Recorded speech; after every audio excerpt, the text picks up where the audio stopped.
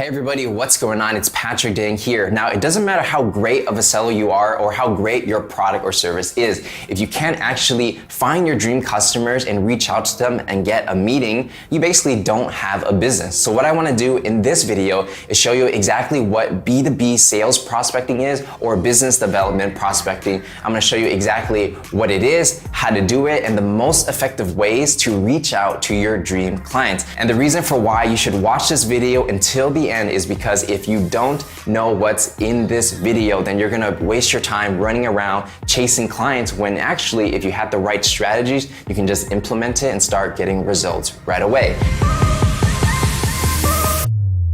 So before we go ahead and get started, make sure you give this video a like, subscribe if you haven't already, and turn on notifications. All right, so as we go ahead and get started with this video, the first question I have for you guys is, what exactly is sales prospecting, right? Whether you're a salesperson or you do business development, it's pretty much the same thing, and let's go ahead and answer that right here. So how is this gonna work? Well, let's go ahead and draw a little circle. This is gonna represent a company, right? So some of you guys out there, you are a salesperson or a business development person working at a company, and that's totally cool. Other of you guys are, maybe you start your own business, you're a solo entrepreneur, and you have to do your own sales, right? Whether you work at a company or you got your own company, it's the same thing. You have a company right here. And what's gonna happen is the company usually has a sales representative, right? Someone who does the sales for that company. So let's say this is sales, right?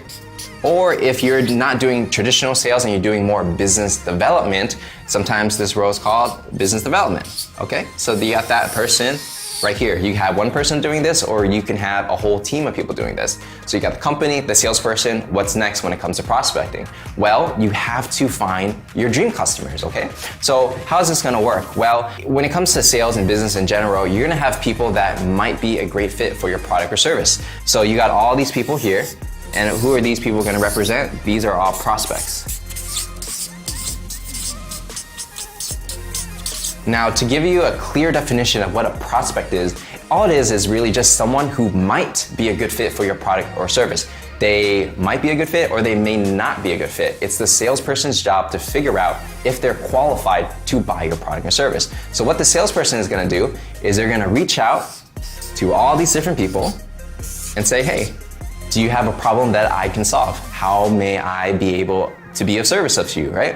And if the prospect realizes that, hey, maybe this person is selling something that actually benefits them and helps them in their life, then they'll go ahead and move forward with the deal. So essentially what prospecting is you're just the person between the company and the other company, and you're making that transaction happen so that they can give you money, and in exchange, you give them some sort of value as a product or service. All right, so the next question that I have for everyone here is, how do you exactly know who these prospects are, right? Because the thing is, a lot of people believe that they can sell to everybody, but if you're trying to sell to everybody, you're not gonna sell to anybody. So let's get a little more specific on how this all works. Now, there's this thing called an ideal customer profile, right? Ideal customer profile, also known as ICP. That's essentially just who exactly would be a really good fit for whatever it is you're selling. Now, there's gonna be two ways I'm gonna show you how to do this, right? The first one's a little more traditional, but it is necessary, and that is you basically kind of draw a box. Okay, so it's like, who is this person? Well, what age are they? Where do they live geographically? Things like, what's their company size?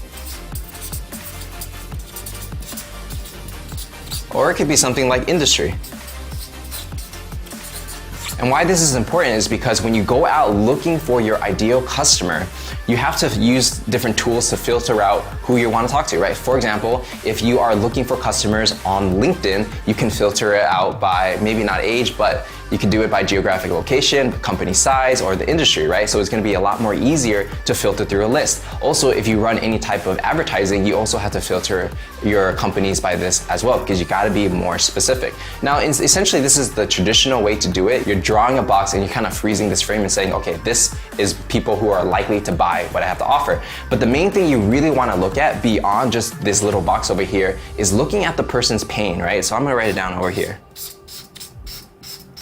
So why is this going to be important? And the reason is because just because they fit a certain demographic doesn't mean they want to buy your product or service, right? Because when people buy, it's a very emotional need. And the thing is, people buy emotionally and they're gonna justify their decisions logically. And the best way to sell somebody something, and I've said this many times in my videos, is that you gotta find the person's pain. What problem do they have that they're willing to pay money and invest time to solve, right? And hopefully you have a solution that they are willing to buy to make that problem go away. So essentially, yes, draw the box of who this person is, but also identify what pains they have. And I'll give you a quick example. So let's say you are selling into dentist offices, right? Like people that do braces and fix cavities and things like that. For these kind of people, obviously, a lot of times they need more traffic, meaning they need more people to come in the door so they could make more money, right? So they need more revenue. So the pain is, in some situation, is maybe there's too many dentists in a certain location like California and they need more customers in the door. So if you can solve that problem, whether it's with Facebook advertising or some kind of promotional services to get more people in the door, they're gonna be willing to pay you money to do that job. And so that's essentially one idea of pain. And if they try to do it by themselves and they can't figure it out, you're gonna be more painful because they feel like a failure. So if you are their savior and you're the one that is able to help their business grow, then they're gonna buy from you. So again, understand the box of the ICP, but also understand what pains they have and how you can make those pains go away. So that's essentially how you define who your ICP is. So now that you understand the ICP, what is the next step? Well, we already understand how prospecting works in general. We understand that you have to create an ICP, ideal customer profile, to understand what problems these people have, how you can solve it, and where these people are. So what is the natural next step? Well, how exactly do you reach out to these people? Now, there are gonna be 3 different ways to do this, right? There are many ways to do it, but when it comes to B2B sales and business development, there are gonna be 3 main ways that are probably the most common and most effective, right? The first one we're gonna talk about is cold email. So the reason why cold email is so effective is because it's really easy to find someone's email. All you gotta do is go on the company website and find the email of the person that you wanna talk to. Or you can go on LinkedIn and use certain tools to find their email as well. And there's many tools to find people's email, so that's really easy. And it's also free to send an email, so that's why it's one of the most cost-effective ways to do it. The next one is LinkedIn. So as you know, LinkedIn, I almost spelled that wrong. So LinkedIn essentially is a social media network for business people, right? Basically, you can find who you want to talk to, find these companies, reach out to them, connect with them, and send them a cold message. And you might be thinking, why would anybody respond to a cold message, especially if they don't know who you are, what you offer, why should they respond to you? And that goes back to the first point, and that is pain. So if you're able to identify the customer's pain, and you reach out to them and you say, hey, I know that a lot of people in your industry experience this pain.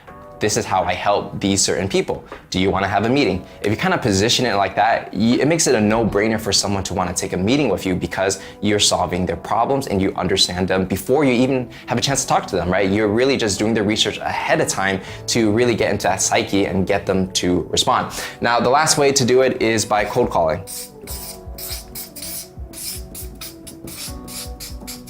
Now, for my experience personally, cold calling does work, but it's the least scalable. Why? Because you physically have to pick up the phone, find the person's phone number, dial them, and then try to get them on the phone. A lot of times they don't pick up the phone, so that's why in some cases it may be ineffective. But in other cases, let's say in the real estate industry, where if you want to sell to real estate agents, they're always on their phone, so that might be a more effective place. So a lot of people ask, which one is the most effective? Which one should you use? Because each one does require certain skill sets and a lot of time to figure it out. And my answer to that is really just depends on your industry. So the best way to figure out which one you should do is you just Google, based on your industry, how other people are finding their leads and getting more prospects and getting more meetings. And whatever you find is the most common, that's the one I believe you should try and figure it out. But once you get one working, all you gotta do is scale it up. Meaning, if you send 20 emails and one person responds, or maybe 5 people respond, and you get a couple meetings out of it, all you gotta do is send more emails to get more meetings and close more deals, right? So once you find one thing that works, there's no need to try to do everything at once. Just get that one thing to work and just scale it up, and you'll be able to prospect and get more customers in the door. So with that said, when it comes to B2B sales and business development, that's gonna be prospecting in a nutshell. Now, if you enjoy this video, make sure you give this video a like, subscribe if you haven't already, and turn on notification bell. And if you really wanna take your sales game to the next level, I actually created a free in-depth training on how exactly you can sell anything to anybody. So if you wanna learn more about that, the link is in the description. So with that said, my name is Patrick Dang, and I'm gonna see you guys in the next one.